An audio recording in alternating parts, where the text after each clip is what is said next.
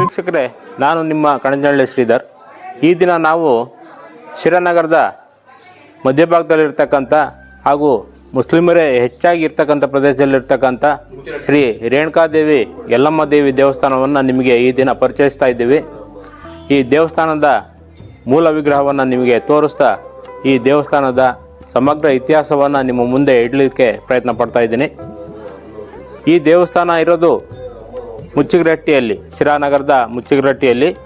ಈ ದೇವಸ್ಥಾನವನ್ನು ಸುಮಾರು 100 ವರ್ಷಗಳ ಹಿಂದೆ ಶೆಟ್ಟಿ ಬಣಜಿಗ ಅಥವಾ ಬಲಿಜಿಗ ಜನಾಂಗಕ್ಕೆ ಸೇರಿದಕ್ಕಂಥ ಹಿರಿಯರು ಚಕ್ಕೆ ವ್ಯಾಪಾರವನ್ನು ಮಾಡ್ತಾಯಿದ್ರು.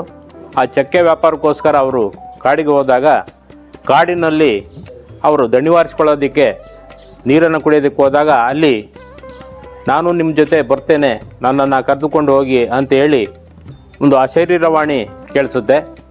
ಈ ಜನರೆಲ್ಲ ಭಯಭೀತರಾಗಿ ಬರ್ತಾರೆ.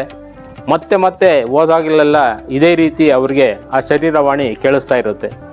ಆಗ ಯಾರೋ ಒಬ್ಬರು ಧೈರ್ಯ ಮಾಡಿ ಆಯಿತು ನಮ್ಮ ಜೊತೆ ಬನ್ನಿ ಅಂತೇಳಿ ಕರೀತಾರೆ.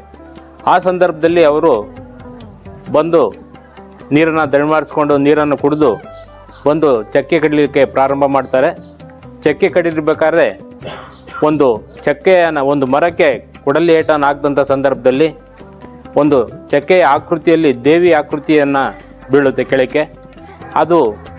ಅದನ್ನು ತಂದು ಇವರೆಲ್ಲ ಪೂಜೆ ಮಾಡಿ ಕೇಳ್ತಾರೆ. ಆಗ ಆ ದೇವಿ ಪೂಜೆ ಮಾಡಿದಂಥ ವ್ಯಕ್ತಿಯ ಮೇಲೆ ಆವಾಹನೆಯಾಗಿ, ನಾನು ರೇಣುಕಾದೇವಿ ಯಲ್ಲಮ್ಮ ನಿಮ್ಮ ಜೊತೆ ಬರ್ತೀನಿ, ನಿಮ್ಮ ಸಂಗಡನೆ ಇರ್ತೀನಿ, ನಿಮ್ಮನ್ನೆಲ್ಲರನ್ನೂ ಕಾಪಾಡ್ತೀನಿ ಅಂತ ಹೇಳಿದಾಗ ಅವರು ಭಯಭಕ್ತಿಯಿಂದ ಆ ದೇವಿಯನ್ನು ತಂದು ಒಂದು ಮನೆಯಲ್ಲಿಟ್ಟು ಪೂಜೆ ಮಾಡ್ತಾರೆ.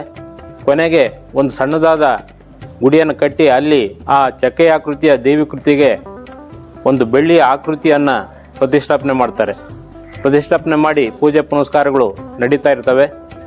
ಒಂದು ದಿನ ಯಾರೋ ಕಳ್ಳರು ಆ ಬೆಳ್ಳಿಯ ಮುಖವಾಡವನ್ನು ಅಪಹರಿಸ್ತಾರೆ.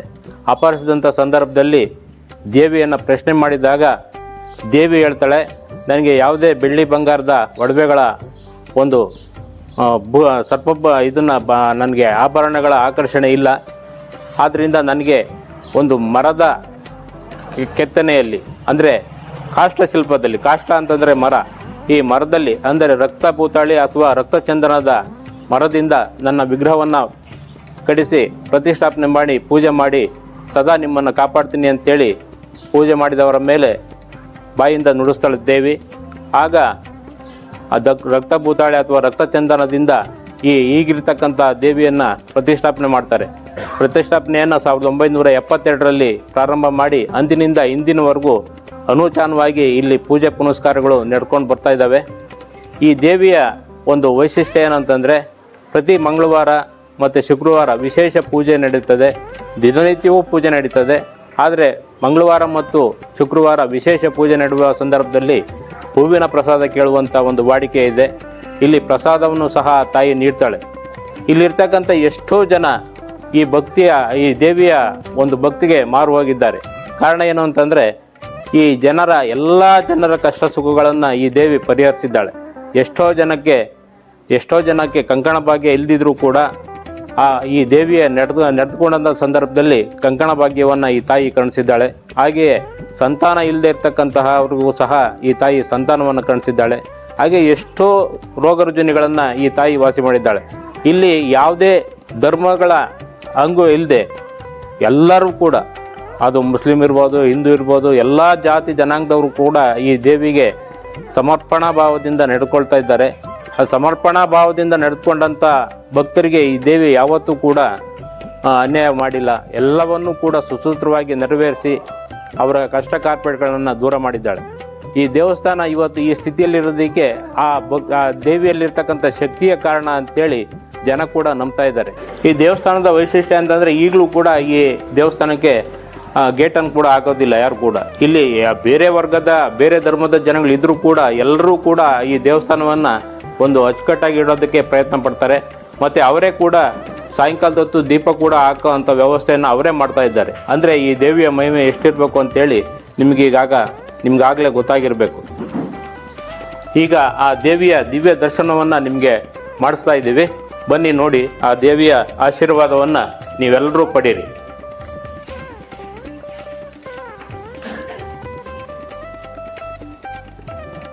ನೋಡಿ, ನೀವು ನೋಡ್ತಾ ಇರ್ತಕ್ಕಂಥ ಈ ಮಹಾತಾಯಿಯೇ ರೇಣುಕಾದೇವಿ ಯಲ್ಲಮ್ಮ ತಾಯಿ.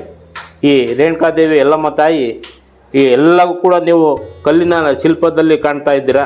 ಆದರೆ ಇಲ್ಲಿ ಕಾಷ್ಟ ಶಿಲ್ಪದಲ್ಲಿ ನೋಡ್ತಕ್ಕಂಥದ್ದು ಬಹಳ ಅಪರೂಪದ ಒಂದು ದೃಶ್ಯಾವಳಿ. ಇದು ಕಾಷ್ಟ ಶಿಲ್ಪವನ್ನು ಯಾರೂ ಕೂಡ ಅಷ್ಟೊಂದು ಸಲೀಸಾಗಿ ಮಾಡೋದಿಲ್ಲ.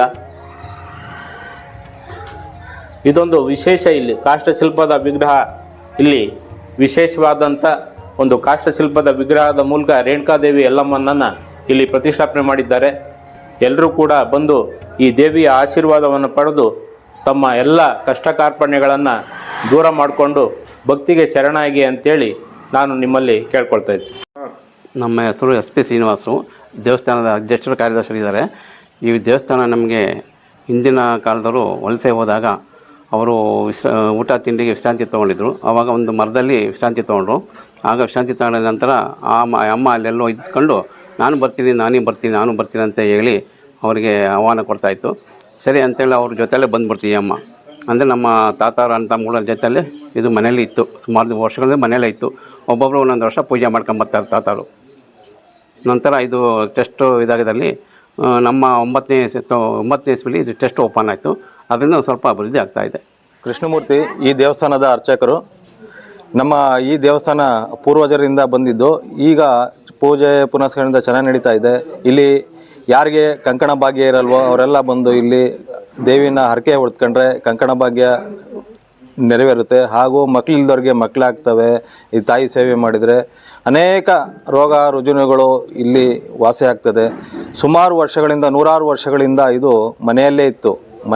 ತದನಂತರ 1970ರಲ್ಲಿ ನಮ್ಮ ತಾತ ಮುತ್ತಾತಂದಿರು, ನಮ್ಮ ಕುಲಬಾಂಧವರು ಎಲ್ಲ ಸೇರ್ಕೊಂಡು ಒಂದು ದೇವಸ್ಥಾನವನ್ನು ಕಟ್ಟಿ ಅಲ್ಲಿಂದ ಇಲ್ಲಿವರೆಗೂ ನಡೀತಾ ಇದೆ. 1909ರಲ್ಲಿ ಟ್ರಸ್ಟ್ನ ಅಧ್ಯಕ್ಷರಾಗಿ SP ಶ್ರೀನಿವಾಸರವರು ಹಾಗೂ ಯಲ್ಲಪ್ಪ ಅವರು ಕಾರ್ಯದರ್ಶಿಗಳು, ನಮ್ಮ ಗೋವಿಂದರಾಜಣ್ಣವರು ಖಜಾಂಚಿಗಳಾಗಿ, ನಮ್ಮ ಜಯರಾಮಣ್ಣವರು, ಶ್ರೀಧರರು, ಇನ್ನೂ ಹಲವಾರು ನಮ್ಮ ಜಯರಾಮಣ್ಣವರು ಎಲ್ಲ ಸುಮಾರು ಜನ ಈ ದೇವಸ್ಥಾನದ ಅಭಿವೃದ್ಧಿಗೆ ಸಾಕಷ್ಟು ಶ್ರಮ ಪಡ್ತಾ ಇದ್ದಾರೆ. ಇವರೆಲ್ಲರಿಗೂ ಸಹ ಈ ಸಂದರ್ಭದಲ್ಲಿ ಅಭಿನಂದನೆ ಸಲ್ಲಿಸ್ತೀನಿ. ನಮಸ್ತೆ, ನನ್ನ ಹೆಸರು ಪದ್ಮ. ನಾನು ಯಲ್ಲಮ್ಮ ತಾಯಿ ದೇವಸ್ಥಾನ ಹತ್ರ ಇರೋವಂಥವ್ರು. ಆದರೆ ನಾನು ಮದುವೆಯಾಗಿ 35 ವರ್ಷ ಆದಮೇಲೆ ಇಲ್ಲಿ ದೇವಸ್ಥಾನಕ್ಕೆ ನಡ್ಕೋತಿರೋದು. ತುಂಬ ಸತ್ಯವಂತಿ, ತುಂಬ ಭಕ್ತಿಯುತವಾದ ಜನ ಎಲ್ಲ ಸೇರಿ ಇಲ್ಲಿ ತುಂಬ ಚೆನ್ನಾಗಿ ಪೂಜೆ ಪುನಸ್ಕಾರ ಎಲ್ಲ ನಡೆಯುತ್ತೆ. ತುಂಬ ಆಗು ಹೋಗುಗಳೆಲ್ಲ ತುಂಬ ನಡೆಯುತ್ತೆ. ನನಗನ್ಕ ತುಂಬ ಈ ದೇವಿ ಮೇಲೆ ತುಂಬ ನಂಬಿಕೆ, ಅಷ್ಟು ಶಕ್ತಿ ಇದೆ ಅಂತ ನಾನು ಮನಸ್ಸು ಇಚ್ಛೆಯಿಂದ ಹೇಳ್ತೇನೆ. ನಾನು ಶ್ರೀ ರೇಣುಕಾ ಯಲ್ಲಮ್ಮ ದೇವಸ್ಥಾನದ ಕಾರ್ಯದರ್ಶಿಯಾಗಿ ಕೆಲಸ ಮಾಡ್ತಾಯಿದ್ದು. ಈ ದೇವಸ್ಥಾನ ಹಳೆ ಪುರಾತನವಾದ ದೇವಸ್ಥಾನ ಆಗಿದ್ದು, ಈ ಸುಮಾರು ನಮ್ಮ ತಾತ ಮುತ್ತಾತನ ಕಾಲದಲ್ಲೂ ಈ ದೇವಸ್ಥಾನಕ್ಕೆ ನಡ್ಕೊಂಡು ಬರ್ತಾಯಿದ್ವಿ. ಈ ಮೊದಲು ಈ ದೇವಸ್ಥಾನವು ಮನೆಯಲ್ಲಿಟ್ಟು ಪೂಜೆ ಮಾಡ್ತಾಯಿದ್ವಿ. ಈಗ ನಾವೆಲ್ಲ ಜನಸಂಖ್ಯೆ ಜಾಸ್ತಿ ಆದಾಗ ಒಂದು ದೇವಸ್ಥಾನ ಗುಡಿ ಕಟ್ಟಿ, ಇದು ಆ್ಯಕ್ಚುಲಿ ಮುಸ್ಲಿಂ ಬಾಂಧವರೇ ಜಾಸ್ತಿ ಇರೋದ್ರಿಂದ ನಾವು ಅವರ ಸಹಕಾರದೊಂದಿಗೆ ಈ ದೇವಸ್ಥಾನ ಅಭಿವೃದ್ಧಿಪಡಿಸಬೇಕು ಅಂತೇಳಿ ನಾವು ಓಡಾಡ್ತಾ ಇದ್ದೀವಿ. ದಯವಿಟ್ಟು ಎಲ್ಲರೂ ಸಹಕಾರ ಕೊಡಬೇಕಾಗಿ ಕೋರುತ್ತೇವೆ. ನನ್ನ ಹೆಸರು ಶಶಿಕಲಾ ಅಂತೇಳಿ. ನಾವು ಮುಚ್ಚಿರಟ್ಟಿಯಲ್ಲಿ ವಾಸವಾಗಿದ್ದೀವಿ.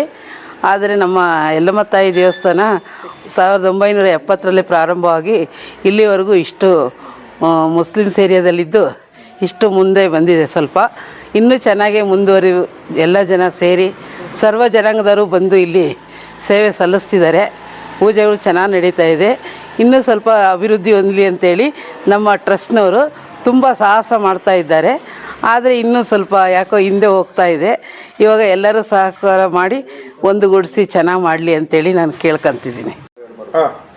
ನನ್ನ ಹೆಸರು ನಾಗರತ್ನಮ್ಮ ಅಂತ. ಇಲ್ಲೇ ದೇವಸ್ಥಾನ ಪಕ್ಕದಲ್ಲೇ ಇದ್ದೀವಿ ನಾವು. ಇಲ್ಲಿ ಪೂಜೆ ಪುನಸ್ಕಾರಗಳು ಭಾಳ ಚೆನ್ನಾಗಾಗ್ತವೆ. ಕಾರ್ತಿಕ್ ಮಾಸದಲ್ಲೂ ದಸರಾ ಹಬ್ಬದಲ್ಲೂ ತುಂಬ ಚೆನ್ನಾಗಾಗ್ತವೆ. ಎಲ್ಲ ಮುಸ್ಲಿಮ್ಸವ್ರು ಕೂಡ ಎಲ್ಲ ಭಾಗವಹಿಸಿ ಪೂಜೆ ಅವು ಚೆನ್ನಾಗಿ ನಡೆಸ್ತಾರೆ. ಮತ್ತು ನಮಗೇನೇ ಕಷ್ಟ ಇದ್ರೂ, ನಮ್ಮದೇನೇ ತೊಂದರೆ ಇದ್ರೂ ಯಮ್ಮ ಹತ್ರ ಹೇಳ್ಕೊಂಡ್ರೆ ಪರಿಹಾರ ಆಗುತ್ತೆ. ನಾವು ಈ ಅಮ್ಮನೇ ನಂಬಿ ನಾವು ಮುಸ್ಲಿಮ್ಸ್ ಏರಿಯಾ ಆದರೂ ತುಂಬ ಧೈರ್ಯದಿಂದ ಚೆನ್ನಾಗೇ ಇದ್ದೀವಿ. ಇಲ್ಲಿ ಎಲ್ಲರನ್ನೂ ಕಾಪಾಡ್ತೈತೆ ಅಮ್ಮ. ಯಾರಾದರೂ ಆಗಲಿ ಇಲ್ಲಿ ಬಂದು ಅಮ್ಮನ ಸೇವೆ ಮಾಡಿದರೆ ಚೆನ್ನಾಗಿ ಅಭಿವೃದ್ಧಿ ಆಗ್ತಾರೆ. ಇಲ್ಲೇ ನಿಂತು ಎಲ್ಲರಿಗೂ ಕಾಪಾಡ್ತಾಳೆ ನನ್ನ ತಾಯಿ. ಎಲ್ಲರ ಕಣ್ಣಿಗೂ ಕೂಡ ಕಾಣಿಸ್ತಾಳೆ ಭಕ್ತಿ ಇದ್ದರೆ. ಅಂದರೆ ಈ ತಾಯಿನ ನಮ್ದವ್ರಿಗೆ ಯಾವತ್ತೂ ಕೈ ಬಿಡೋದಿಲ್ಲ ಈ ಅಮ್ಮ. ನಾವು ಈ ಅಮ್ಮನ್ನೇ ನಂಬ್ಕೊಂಡು ಇಲ್ಲಿದ್ರೂ ನಮಗೇನು ತೊಂದರೆ ಇಲ್ಲ. ತುಂಬ ಚೆನ್ನಾಗಿ ನಮ್ಮನ್ನು ಕಾಪಾಡ್ಕೊಂಡು ಬಂದಿದ್ದಾಳೆ. ಯಾರಾದರೂ ಬಂದು ಈ ಅಮ್ಮನ ಆಶೀರ್ವಾದ ಪಡೆದು ಈ ಅಮ್ಮನ ಸಹಕಾರದಿಂದ ಯಮ್ಮನ ಆಶೀರ್ವಾದದಿಂದ ಒಳ್ಳೆಯದಾಗುತ್ತೆ. ನೀವು ಬಂದು ಸಹಕರಿಸಿ ಪೂಜೆ ಪುನಸ್ಕಾರ ಮಾಡ್ಕೋಬೋದು. ಶ್ರೀಧರ್ ಅಂತೇಳಿ ನನ್ನ ಹೆಸರು. ಮತ್ತು ಈ ದೇವಿಯ ಭಕ್ತರು ಕೂಡ 1972ರಲ್ಲಿ ಈ ಸನ್ನಿಧಾನದಲ್ಲಿ ಗುಡಿ ಕಟ್ಟುವುದರ ಮೂಲಕ ಆ ಅಮ್ಮನ ಪ್ರತಿಷ್ಠಾಪನೆ ಮಾಡಲಾಯಿತು. ಮತ್ತು ಹಿಂದೆ ಕೂಡ ಇದು ಭಾಳ 150 ವರ್ಷಗಳ ಇತಿಹಾಸ ಇರ್ಬೋದು ಅಂದ್ಕೊಂಡಿದ್ದೀನಿ. ವರ್ಷರ ಈ ತಾತ ಮುತ್ತಾತಗಳ ಕಾಲದಿಂದ ಬಂದಂಥದ್ದು. ಈ ಅಮ್ಮನವರು ಈ ಭಕ್ತರುಗಳಿಗೆ ಏನಾಯಿತು ಅಂತಂದರೆ ವ್ಯಾಪಾರ ಉದ್ದೇಶವಾಗಿ ಕನಕಪುರ ಮತ್ತು ಮೈಸೂರು ಬೆಂಗಳೂರು ಕಡೆ ವ್ಯಾಪಾರ ಉದ್ದೇಶವಾಗಿ ಹೋಗ್ತಿದ್ರು. ಆ ಸಂದರ್ಭದಲ್ಲಿ ಆ ಕಾಡಿನ ಮಧ್ಯದಲ್ಲಿ ಆಯಮ್ಮ ಇವರಿಗೆ ತೋರಿಕೆ ಆಗಿ ನಾನು ನಿಮ್ಮ ಜೊತೆ ಬರ್ತೀನಿ, ನನಗೊಂದು ಗುಡಿ ಕಟ್ಕೊಡಿ ಅಂತೇಳಿ ಕೇಳ್ತಾಳೆ. ಅದೇ ತಂದಲ್ಲಿ ಅವ್ರ ಜೊತೆಗೆ ಬಂದು ಗುಡಿ ಕಟ್ಟೋಕ್ಕಾಗದೆ ಅವ್ರ ಮನೆಯಲ್ಲೇ ಇಟ್ಕೊಂಡು ಒಂದು 50-60 ವರ್ಷ ಕಾಲ ಮನೆಯಲ್ಲೇ ಪೂಜೆ ಮಾಡ್ಕೊಂಡಿರ್ತಾರೆ. ಅದಾದ ನಂತರ ಆಯಮ್ಮನಿಗೆ ಎಲ್ಲ ಏನು ಬಂಧುಗಳೆಲ್ಲ ಸೇರಿಬಿಟ್ಟು ಒಂದು ಗುಡಿನ ಕಟ್ಟಿ ಆಯಮ್ಮನ ಪ್ರತಿಷ್ಠಾಪನೆ ಮಾಡ್ತಾರೆ. ಈ ಅಮ್ಮನ ಭಕ್ತರು ಹಲವಾರು ಕಡೆ ಇದ್ದಾರೆ. ಶಿವಮೊಗ್ಗ, ಭದ್ರಾವತಿ, ಕಲ್ಯಾಣದುರ್ಗ, ದೊಡ್ಡಬಳ್ಳಾಪುರ, ಬೆಂಗಳೂರು, ಮೈಸೂರು ಈ ಕಡೆ ಎಲ್ಲ ಸಾಕಷ್ಟು ಭಕ್ತರಿದ್ದಾರೆ.